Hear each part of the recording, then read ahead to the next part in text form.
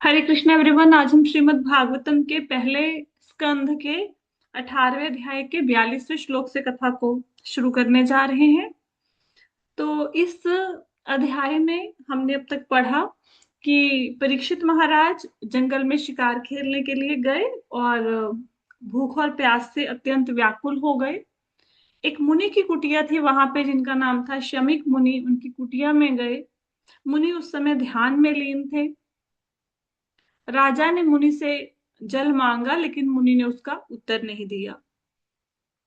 तो राजा को लगा कि शायद मुनि अपने आप को मुझसे श्रेष्ठ, मुझसे उत्तम समझते हैं, मुझे अपने आप से कम समझते हैं, इसलिए उन्होंने जानबूझकर मेरी उपेक्षा की है, मुझे इग्नोर किया है और वो मेरा स्वागत नहीं कर रहे हैं और मुझे जल भी नहीं दे रहे। तो राजा को गुस्सा आया। उन्होंने जब वो मुनि की कुटिया से बाहर आए तो उन्होंने क्या किया, एक मरा हुआ सांप मुनि के गले में डाल दिया। तो राजा जब वापस आ रहे थे अपने महलों की तरफ तो उनको ऐसा लगा कि शायद उन्होंने गलती कर दी है, हो सकता है मुनि ने उनकी उपेक्षा न की हो, सचमुच मुनि समाधि में हो, सचमुच भगवान का ध्यान कर रहे हो। तो उनको अपने किए पर पछतावा हो रहा था। उस मुनि का एक बालक था, उसका नाम था श्रृंगी ऋषि। तो कलयुग जो था वो देख रहा था कि मैं कैसे पूरी दुनिया पर अपना प्रभाव जमाऊं। तो जो श्रृंगी ऋषि था, सबसे पहले उसने उस ऋषि कुमार के ऊपर आक्रमण किया कलयुग ने अपना। कैसे कि जो श्रृंगी ऋषि था, शमीक मुनि का बेटा, वो खेल रहा था बाकी बालकों के साथ। उसे उसके मित्र ने आके बताया कि कैसे राजा ने उसके पिताजी का अपमान किया है। बालक को गुस्सा आया। वो बालक था लेकिन उसके पिता ने उसको श्राप देने की कला सिखा दी थी। बहुत तेजवान था लेकिन अनुभवी नहीं था, एक्सपीरियंस्ड नहीं था। तो उसने क्या कहा कि ये जो राजा लोग होते हैं ये कुत्ते की भांति होते हैं, ये तो हमारी रखवाली करने के लिए बनाए गए हैं। ये किस आधार पर हमारे घर के अंदर घुसकर हमसे पानी मांग रहे हैं, हमारी थाली में खाना चाहते हैं? या इनकी जगह तो वहीं पे है, घर के बाहर। और उसने कहा कि अब भगवान श्री कृष्ण चले गए हैं धराधाम से और अब ये जो क्षत्रिय हैं ये उत्पात मचा रहे हैं दुनिया में। अब इन क्षत्रियों को मैं स्वयं दंड दूंगा, ये कहा। और वो बाकी बालकों को अपना तेज दिखाना चाहता था कि मैं कितना तेजवान हूं। तो उसने क्या किया, उसने जल को लिया हाथ में, श्राप दे दिया राजा को कि आज से 7वें दिन उड़ने वाला सांप तक्षक, तक्षक बहुत भयंकर सर्प है, उसके काटने से परीक्षित महाराज की मृत्यु हो जाएगी। अब ये श्राप देने के बाद वो अपने कुटिया में वापस आया और जोर जोर से चिल्लाने लगा, रोने लगा। अब मुनि ने अपनी आंखें खोली उसका रोना सुनकर और बोला कि क्या तुम्हें किसी ने चोट पहुंचाई है, तुम इतना रो रहे हो? तो बेटे ने सारी घटना बता दी मुनि को। मुनि को उसकी बात को सुनकर प्रसन्नता नहीं हुई, अभी तो मुनि को बहुत ज्यादा खेद हुआ कि मेरे पुत्र से एक बहुत बड़ा अपराध हो गया है, उसने अनजाने में ही राजा को श्राप दे दिया है। राजा भगवान का प्रतिनिधि होता है और अगर उससे कोई गलती हो भी जाए तो उसको उसके लिए इतना भारी दंड नहीं देना चाहिए। तो उनको अपने जो बेटे ने किया उस पर कोई खुशी नहीं हुई। मुनि ने जब आंखें खोली अपने गले के इर्द गिर्द उन्होंने मरा हुआ सर्प देखा, लेकिन उन्होंने बड़ी उपेक्षा के साथ उसको एक और रख दिया। मतलब मुनि को कोई फर्क नहीं पड़ा कि राजा ने मेरे गले में सर्प डाल दिया, उनके लिए बहुत मामूली बात थी ये, लेकिन उनके बेटे के लिए बहुत बड़ी बात थी। तो उनके पुत्र ने गलत किया क्योंकि परीक्षित महाराज धर्मात्मा राजा थे, कलयुग के प्रभाव को रोक कर रखा हुआ था उन्होंने। और अब कलयुग ने इस ब्राह्मण बालक को जो क्रोध आया उसके अंदर प्रवेश करके अपना प्रभाव दिखाना शुरू किया। एक्चुअल में ये सब कुछ भगवान कृष्ण की योजना थी। वो परीक्षित महाराज चाहते थे कि परीक्षित महाराज भगवान की लीलाओं का आनंद, उनकी कथा का श्रवण करें और वही कथा कलयुग में हम लोगों तक पहुंचे, इसलिए परीक्षित महाराज को निमित्त बनाया गया इस योजना को पूरा करने के लिए। अदरवाइज परीक्षित महाराज जैसे धर्मात्मा व्यक्ति किसी मुनि के जल ना देने के कारण उनका अपमान नहीं कर सकते। ये एक दैवी योजना थी भगवान की। आगे शुरू करते हैं कथा। अब शमीक मुनि अपने बेटे श्रृंग ऋषि को डांट रहे हैं, क्या कह रहे हैं? हे बालक, तुम्हारी बुद्धि अपरिपक्व है, अतएव तुम्हें ज्ञान नहीं है कि राजा मनुष्यों में सर्वोत्तम और भगवान के तुल्य होता है। उसकी तुलना कभी भी सामान्य लोगों के साथ नहीं की जा सकती। उसके राज्य के नागरिक उसके दुर्दम तेज से सुरक्षित रहकर समृद्धिमय जीवन व्यतीत करते हैं। तो ऋषि अपने बेटे को डांट रहे हैं, उसको बोल रहे हैं कि जो राजा होता है वो भगवान के समान होता है। क्योंकि अगर राजा अच्छा ना हो, राजा धर्मात्मा ना हो, राजा प्रजा की रक्षा ना कर पाए, तो फिर प्रजा को कष्ट सहने पड़ते हैं। और अगर राजा प्रजा की रक्षा करता है तो प्रजा समृद्ध होती है, एक सुरक्षित जीवन व्यतीत करती है। तो कहते हैं कि राजा की तुलना हम साधारण जनता से नहीं कर सकते। जैसे कोई साधारण किसी व्यक्ति ने कोई अपराध कर दिया, उसको जो सजा मिलती है, ऐसे हम राजा को सजा नहीं दे सकते। वो साधारण मनुष्य नहीं है, वो भगवान का प्रतिनिधि है। तो तुम्हारी बुद्धि अपरिपक्व है। अपरिपक्व का मतलब है मेच्योर नहीं हो तुम, तुम्हारी बुद्धि मेच्योर नहीं है, इसलिए तुमने ऐसा कार्य कर दिया। हे बालक, एक छत्र राज सत्ता द्वारा रथ चक्र धारण करने वाले भगवान का प्रतिनिधित्व किया जाता है। और जब राज सत्ता ही मिट जाती है तो सारा संसार चोरों से भर जाता है, जो तितर बितर मेमनों की भांति या सुरक्षित प्रजा को तुरंत परास्त कर देते हैं। तो यहाँ पे बताया गया है कि जो राजा होता है, अगर राजा की मृत्यु हो जाए तो पूरी राज सत्ता खत्म हो जाती है। उससे क्या होता है, संसार में चोर उचक्कों का वो हो जाता है, उनका भय व्यापक हो जाता है सब जगह पे। और जो जनता होती है फिर चोर उचक्का उनको परेशान करते हैं। जैसे आपको याद होगा, राजा वेन की कथा सुनाई थी। राजा वेन क्या करता था? राजा वेन बहुत क्रूर राजा था। तो उसके राज्य में प्रजा अपने आप को सुरक्षित महसूस नहीं करती थी, कोई धार्मिक कार्य नहीं कर सकती थी। लेकिन जो राजा वेन था, उसके कारण अच्छी बात ये थी कि जो चोर उचक्के थे वो बड़े डरते थे। उनको पता था कि हमारा राजा बड़ा जालिम है, अगर हम कोई गलत काम करेंगे राजा हमें मार देगा, मृत्यु दंड दे देगा। तो चोर उचक्के नहीं पनप रहे थे, पर राजा खुद लोगों को परेशान कर रहा था। जब राजा की मृत्यु हुई तो राजा ने तो परेशान करना बंद कर दिया प्रजा को। लेकिन अब चोर उचक्के पैदा हो गए, उन्होंने जनता को परेशान करना शुरू कर दिया। तो जनता दोनों तरफ से मारी जा रही थी, कभी राजा परेशान कर रहा है, कभी राजा मर गया तो चोर डाकू परेशान कर रहे हैं। तो उस समय मुनियों की प्रार्थना पर भगवान विष्णु ने पृथु महाराज के रूप में राजा वेन के शरीर से प्रकट हुआ था, अवतार लिया था। तो इसलिए राजा धर्मात्मा होना बहुत जरूरी है। और जहां पे तो परीक्षित महाराज, जिन्होंने अपने पांडु वंश का गौरव बढ़ाया है, और जो धर्मात्मा है, जो जनता को सुरक्षा प्रदान करते हैं, उस जैसे महान राजा को श्राप देना सचमुच ही अपरिपक्वता की निशानी है। जब बालक को हम जरूरत से ज्यादा कोई शिक्षा दे दें लेकिन उसकी बुद्धि उस समय मैच्योर ना हुई हो, तो वो खतरनाक होता है। अब जैसे सपोज करो किसी को बॉम्ब बनाना सिखा दिया, लेकिन किसको बनाना सिखा दिया? बच्चे को। अब वो तो कोई भी विध्वंस कर देगा। हम्म, तो ऐसा बताया। राजा की शासन प्रणाली के समाप्त होने तथा धूर्तों एवं चोरों द्वारा लोगों की संपत्ति लूटने के कारण बड़े बड़े सामाजिक विघ्न आएंगे। लोग हताहत किए जाएंगे, पशु तथा स्त्रियां चुराई जाएंगी, और इन सब पापों के उत्तरदायी होंगे हम सब। तो यहाँ पे क्या बताया शमीक मुनि ने, कि अगर राजा नहीं रहेगा तो चोर डाकू ये क्या करेंगे? लोगों की संपत्ति को लूट लेंगे, जिससे सामाजिक जो व्यवस्था है ये अस्त व्यस्त हो जाएगी। चोर डाकू लोगों को मारना शुरू कर देंगे, उनको परेशान करेंगे, पशुओं को स्त्रियों को चुरा लेंगे। और इन सब के उत्तरदायी कौन होंगे? हम होंगे।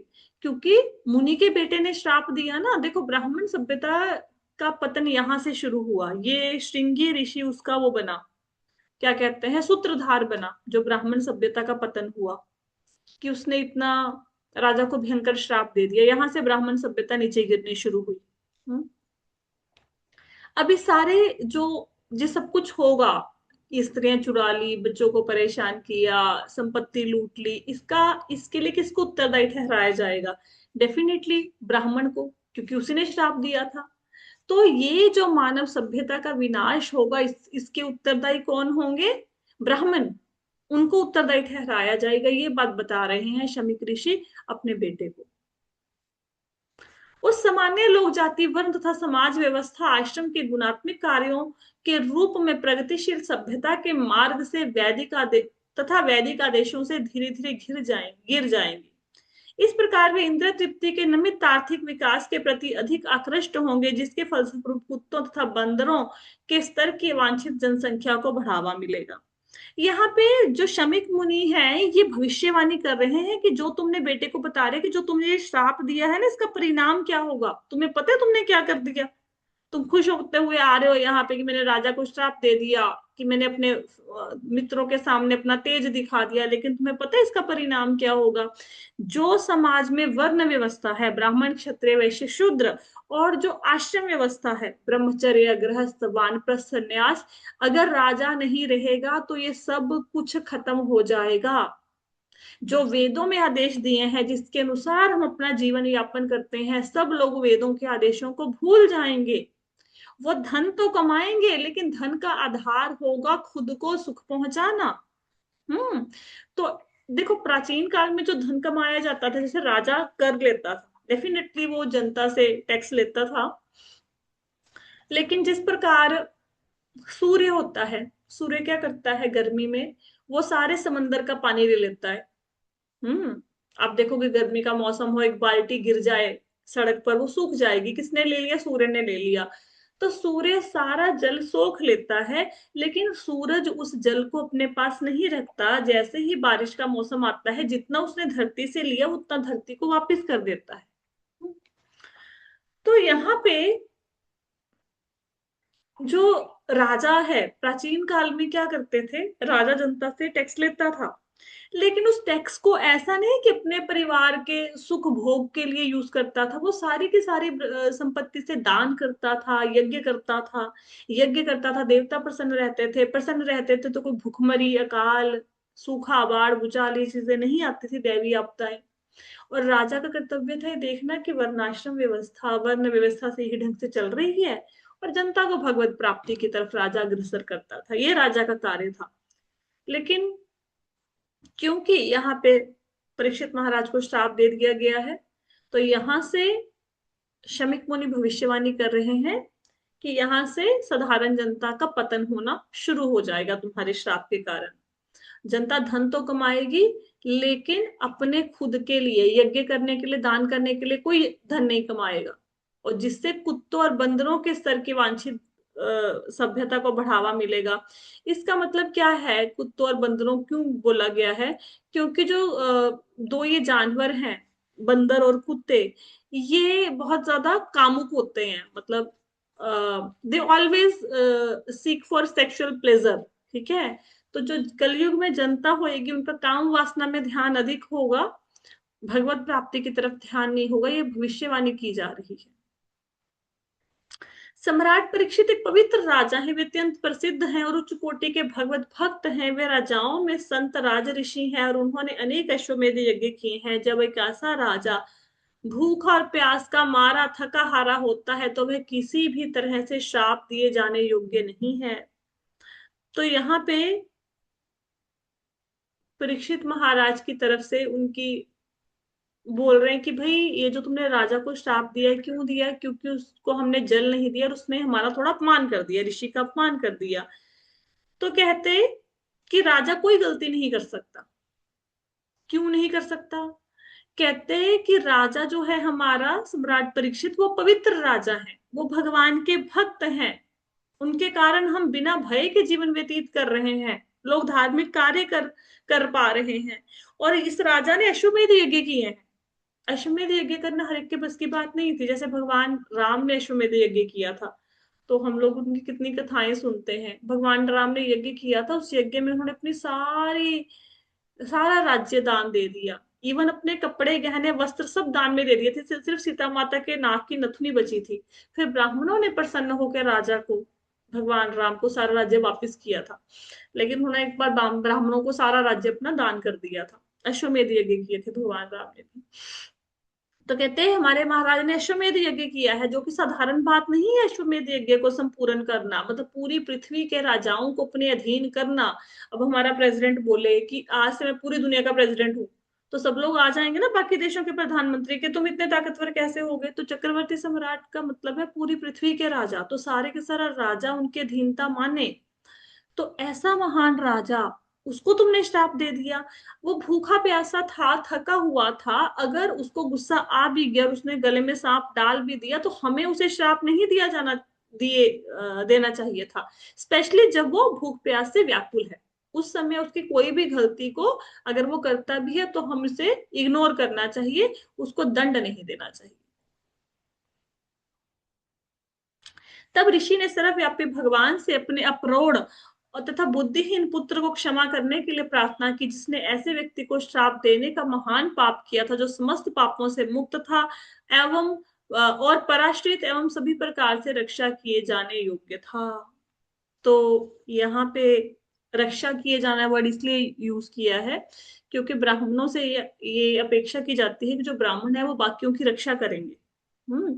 तो परीक्षित महाराज जो है वो क्षत्रिय हैं, ब्राह्मण उनसे भी ऊपर होते हैं, तो ब्राह्मणों को भी उनकी रक्षा करनी चाहिए थी। लेकिन ब्राह्मणों ने ही उसे श्राप दे दिया, ब्राह्मण बालक ने उन्हें श्राप दे दिया।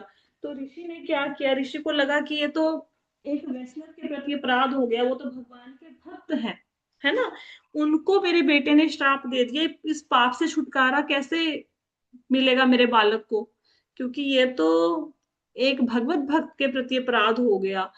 तो मुनि को और कोई रास्ता नहीं सूझा, उन्होंने भगवान की शरण ली, उन्होंने भगवान से प्रार्थना की कि उसके बालक की गलती के लिए वो उसे माफ कर दे, क्योंकि उन्होंने भगवान के भक्त को श्राप दिया था। हमें भी ये बात याद रखनी चाहिए कि हम जितनी भी भक्ति करते हैं, अगर हम वैष्णव निंदा करेंगे तो हमारी भक्ति वहां पे विनष्ट हो जाएगी। हाँ, चैतन्य महाप्रभु कहते हैं कि जो अ, वैष्णव अपराध है, वैष्णवों की निंदा है, अगर कोई वही व्यक्ति ऐसा करता है तो समझो कि कोई हाथी है, वो पागल हो गया है और उसने किसी बाग में, अच्छे खासे बाग में घुस गया, सारे बाग को तोड़ डाला।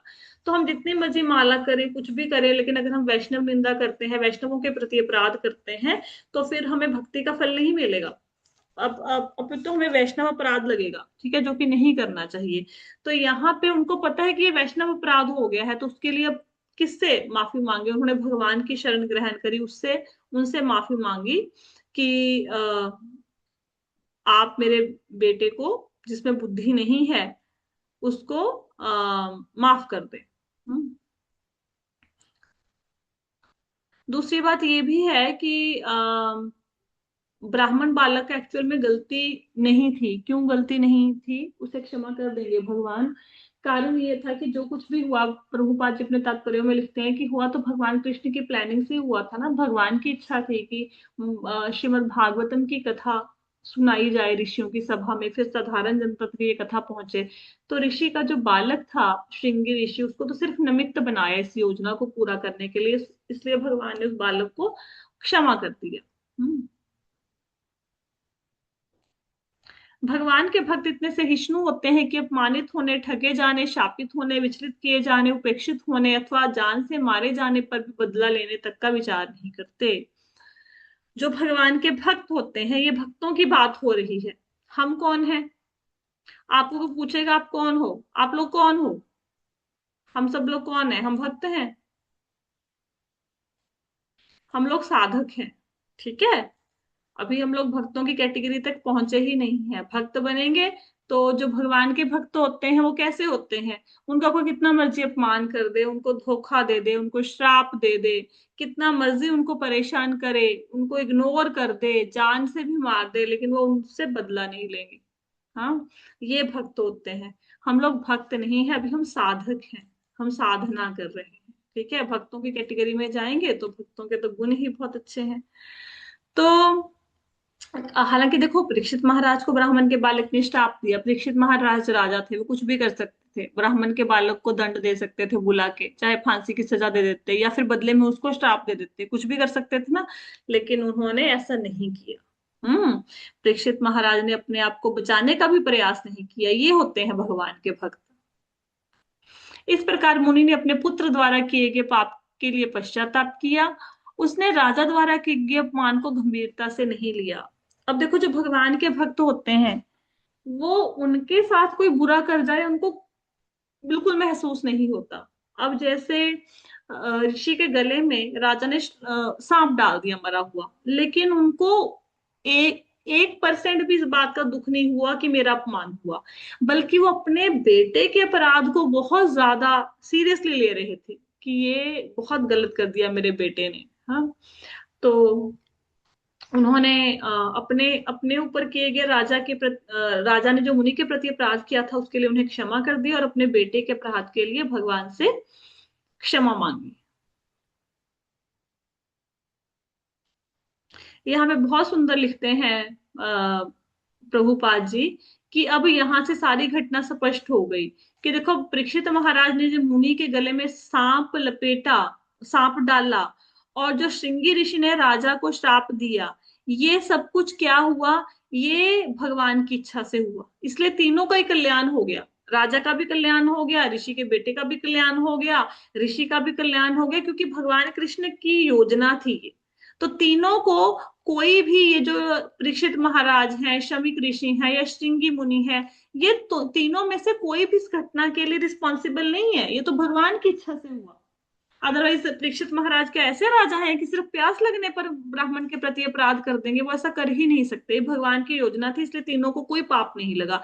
ना ऋषि के बेटे को पाप लगा जिसने श्राप दिया था, ना ऋषि को किसी कोई दंड मिला, ना राजा को कुछ अपराध लगा कि उन्होंने मुनि का अपमान कर दिया। ये भगवान की योजना के अनुसार हुआ। सामान्यतः अध्यात्मवादी अन्यों द्वारा संसार के द्वंद्वों में लगाए जाने पर भी व्यथित नहीं होते, ना ही वे सांसारिक वस्तुओं में आनंद लेते हैं, क्योंकि वे अध्यात्म में लगे रहते हैं। तो कहते हैं कि जो आध्यात्मिक लोग होते हैं, जो स्पिरिचुअल पाथ पर चलते हैं, वो संसार के द्वंद्वों से व्यथित नहीं होते। द्वंद्व क्या होते हैं? द्वंद्व होते हैं, ऑपोजिट्स होते हैं ना, जैसे सुख दुख, गर्मी सर्दी, हानि लाभ।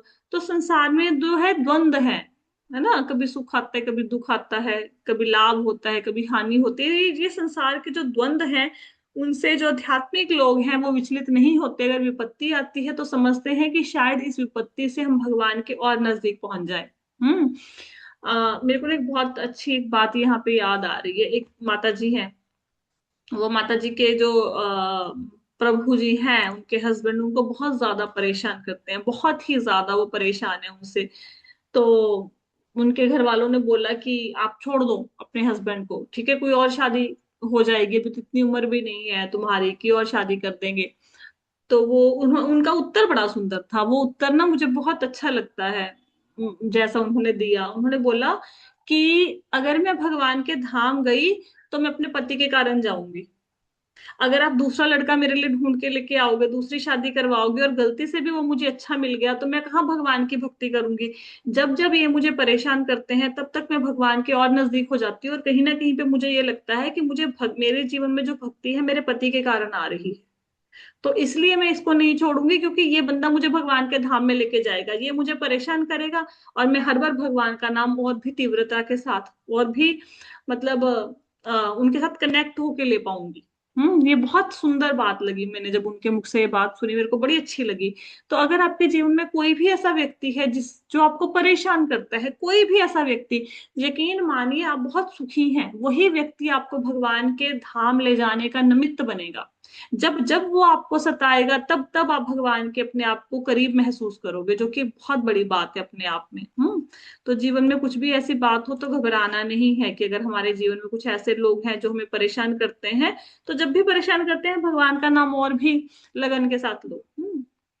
तो कहते हैं जो संसार आध्यात्मिक लोग होते हैं वो संसार के द्वंद्वों से परेशान नहीं होते, क्योंकि वो भगवान की भक्ति में लगे होते हैं। संसारिक वस्तुओं से उनको कुछ लेना देना नहीं होता। इस प्रकार श्रीमद् भागवतम के प्रथम स्कंद के अंतर्गत ब्राह्मण बालक द्वारा महाराज परीक्षित को श्राप नामक 18वें अध्याय के भक्ति वेदांत तात्पर्य पूर्ण हुए। तो इसके साथ ही हमारा 18वां अध्याय यहाँ पे समाप्त होता है। अब कल की कथा में हम जानेंगे कि श्राप तो मिल गया भाई, अब श्राप मिलने के बाद परीक्षित महाराज क्या करेंगे, उनका क्या एक्शन होगा, उनको कौन बताएगा कि उनको श्राप मिल गया है, और जैसे ही उनको पता लगेगा फिर उसके बाद क्या करेंगे, ये कल की कथा में हम जानेंगे। आज की कथा में किसी को प्रश्न है, क्वेश्चन है? नहीं है? ठीक है, तो आज की कथा को यहीं पे विश्राम देते हैं। श्रीमद् भागवतम की जय, श्रील प्रभुपाद की जय।